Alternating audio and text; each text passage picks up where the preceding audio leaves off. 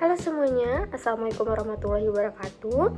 Perkenalkan, nama saya Imratus Solikah dengan NIM 2521400. Nah, di video kali ini saya akan menjelaskan mengenai langkah olah data penelitian pengaruh menggunakan SPSS yang sering digunakan oleh para peneliti pendidikan. Nah, dimulai dari uji normalitas, uji homogenitas, hingga uji hipotesis. Data yang saya gunakan yaitu data sekunder yang diambil dari skripsi berjudul Pengaruh Etnostem Project Based Learning terhadap keterampilan berpikir kreatif dan kreativitas produk siswa SMA pada materi bioteknologi. Nah, penelitian ini menilai pengaruh penerapan Etnostem PJPL pada materi bioteknologi terhadap dua variabel utama yaitu keterampilan berpikir kreatif dan kreativitas produk siswa SMA. Data dipilih karena memungkinkan dilakukan analisis ulang untuk uji asumsi, perbandingan hasil antar kelompok, serta perhitungan efek size. Oke, langkah yang pertama yaitu kita menyiapkan data mentah dulu di Excel. Nilai awal dari siswa, hasil pretest post-test di kelas eksperimen dan kontrol. Kemudian kita masuk ke SPSS, ke variabel view.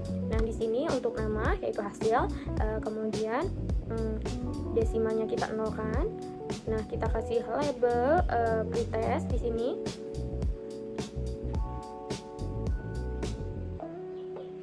Kemudian untuk measure-nya kita ubah ke scale. Nah, untuk yang kedua itu kelas sama, desimalnya kita nolkan. Kemudian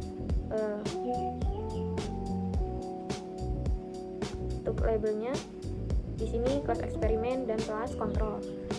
Kemudian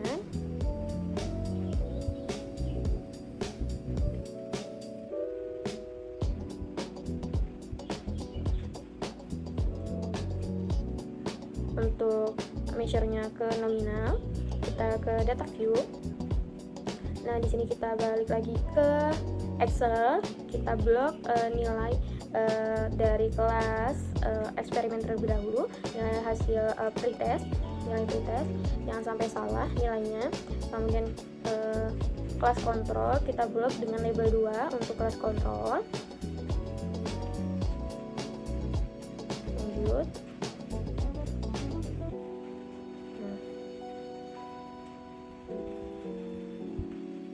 Jangan lupa untuk value-nya satu itu untuk label kelas eksperimen, kemudian value 2 itu untuk kelas kontrol. Kita add ya.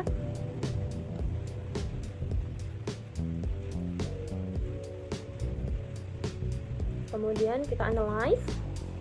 Ini untuk uji normalitas terlebih dahulu. Maka pertama analyze, kemudian descriptive statistik, kemudian kita explore.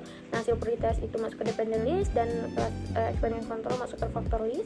Kemudian klik plot, kita centang yang normality plot with test karena kita akan menguji normalitasnya.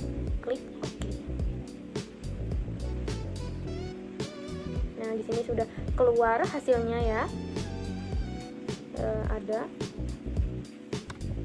Nah, uji normalitas di sini bertujuan untuk mengetahui apakah data berdistribusi normal atau tidak. Karena jumlah sampelnya lebih dari 50, maka uji normalitas yang digunakan adalah Kolmogorov-Smirnov. Nah, sementara Shapiro-Wilk itu digunakan untuk sampel yang kurang dari 50. Nah, di sini udah ada hasilnya dari hasil pretest eksperimen, yaitu dengan hasil di Kolmogorov-Smirnov itu lebih dari 0,200, sama dengan kontrol juga. Di Shapiro-Wilk juga menunjukkan bahwa yang kelas eksperimen 0,887, artinya lebih dari 0,05, kemudian kelas kontrol juga lebih dari 0,05. Maka dari hasil pretest ini nilainya yaitu signifikasi lebih dari 0,05. Betul. Jadi berdistribusi normal. Oke. Kita lanjut ke data post test. Kita juga uji normal. sama. Yang pertama kita blok dulu untuk nilainya, kemudian kasih label 1 untuk eksperimen dan label 2 untuk kelas kontrol. Sama. Sini juga sama, tapi di variabel view-nya kita ubah ke post test, hasil post test. Kita copy ke SPSS.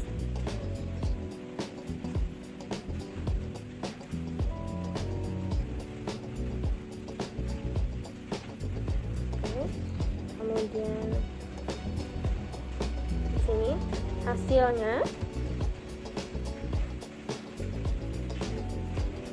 Nah, di sini hasilnya juga normal dari post test eksperimen dan post test kontrol juga semuanya nilai signifikasinya lebih dari 0,05, yang artinya semua data pretest dan post test itu berdistribusi normal. Oke, selanjutnya ke uji homogenitas.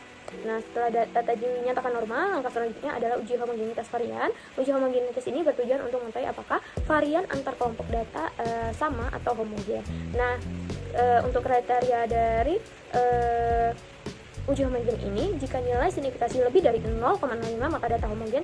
Jika nilai signifikasi kurang dari 0,05 maka data tidak homogen. Nah, uji yang digunakan di sini adalah Levene test. Nah, di sebelumnya kita sudah lihat data uji homogenitasnya. Jadi di uji normalitas itu kita langsung bisa melihat apakah data itu homogen atau tidak. Nah, kita menggunakan hasil Levene test tadi, data itu menunjukkan nilai signifikasi pada pretest itu 0,540 dan post test itu 0,84. Artinya keduanya itu lebih dari 0,05 hingga varians keduanya itu homogen. Nah, pada penelitian sebelumnya itu analisis hanya dilakukan dengan membandingkan nilai pretest dan post test secara terpisah. Nah, hasil uji T menunjukkan bahwa nilai pretest antara kelas eksperimen dan kontrol itu tidak berbeda signifikan, yaitu hasilnya signifikasi itu weight-nya 0,420 lebih dari 0,05. Bahwasanya keputusan itu untuk hasil uji T berada kondisi yang setara, artinya tidak ada peningkatan. Nah, selanjutnya pada hasil uji T pada post test menunjukkan tidak ada perbedaan yang signifikan juga antara kedua kelompok. Hasilnya yaitu 0,077, artinya lebih dari 0,05. Nah, meskipun nilai signifikasi tersebut mendekati batas 0,05, tapi dia tidak berpengaruh. Nah, meskipun sudah melakukan uji tes secara terpisah, hasil pretest dan post test itu belum dapat dijadikan dasar untuk menyimpulkan ada atau tidaknya pengaruh perlakuan, karena analisis tersebut belum secara langsung menguji perbedaan peningkatan hasil belajar antar kelompok. Nah, dalam desain ini pengaruh perlakuan lebih tepat dilakukan melalui perbedaan peningkatan atau gain, antara eksperimen dan kelas kontrol. Nah, oleh karena itu analisis seharusnya dilanjutkan dengan menghitung gain score pretest dikurang post test atau gain untuk setiap siswa, kemudian membandingkan rata-rata gain antar kelompok menggunakan independent sample t-test karena asumsinya normal, jadi menggunakan independent sample t-test. Nah, sebelum dilakukan uji hipotesis menggunakan independent sample t-test, terlebih dahulu kita menghitung gainnya.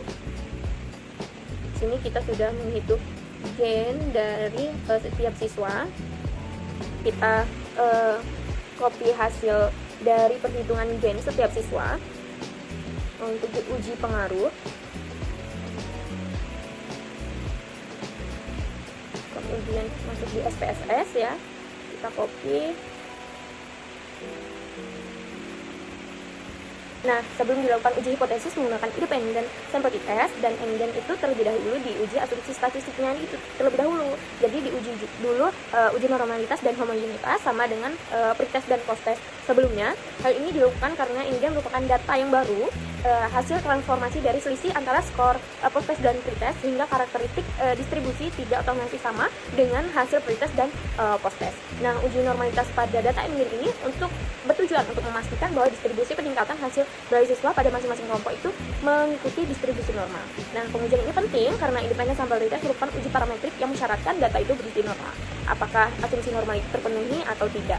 Nah, selain itu dilakukan uji homogenitas varian juga terhadap data NGAN untuk mengetahui apakah varian peningkatan hasil belajar antara kelas eksperimen dan kontrol bersifat homogen. Nah, asumsi homogenitas ini diperlukan agar perbandingan rata-rata NGAN antar kelompok dapat dilakukan secara adil dan valid.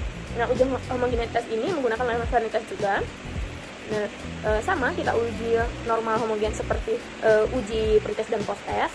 Nah, hasil uji normalitas menggunakan subcauyil menunjukkan bahwa data eksperimen itu berdistribusi normal dengan hasil V itu 0,330, sedangkan data kelompok kontrol itu tidak berdistribusi normal, yaitu 0,014. Dengan demikian normalitas itu tidak terpenuhi. Selanjutnya di uji homogenitas varian menggunakan Lantern test menunjukkan nilai signifikasi sebesar 0,265 atau V itu lebih besar dari 0,05, yang artinya varian sekelompok itu homogen. Nah, karena salah satu asumsi parametrik tidak terpenuhi dari hasil normalitasnya kelas kontrol ini tidak berdistribusi normal, maka dilanjutkan menggunakan uji non parametrik, yaitu mean with mu, bukan independent central t-test. Nah, setelah uji normalitas dan homogenitas terpenuhi, maka analisis dilanjutkan dengan uji hipotesis menggunakan independent central t-test. Di sini uji ini digunakan apakah terdapat perbedaan rata-rata yang signifikan antar kelompok. Nah, untuk pengambilan keputusan sendiri, jika nilai signifikasi two-tailored kurang dari 0,05, maka H0 ditolak, artinya terdapat perbedaan yang signifikan dari pengaruh model terhadap keterampilan. Sedangkan jika nilai signifikasi two-tailored itu lebih dari 0,05, maka H0 diterima, artinya tidak terdapat perbedaan yang signifikan. Maka menggunakan unitnya sama ya. Langkah-langkahnya seperti uji normalitas dan homogenitas. Di sini analyze-nya, kita klik analyze, kita ke non parametric test karena datanya tidak berdistribusi normal, data pas kontrol, kemudian ke legend dialog, ke independent central test sama, kemudian hasil gainnya ke tes varian, kemudian kelas itu ke grouping variabel. Kita klik option, define group, kita klik ke define group 1 itu 1, kemudian grup 2 itu 2, klik continue, kemudian oke. Nah, inilah hasilnya. Bahwasanya data itu tidak terdapat perbedaan yang signifikan.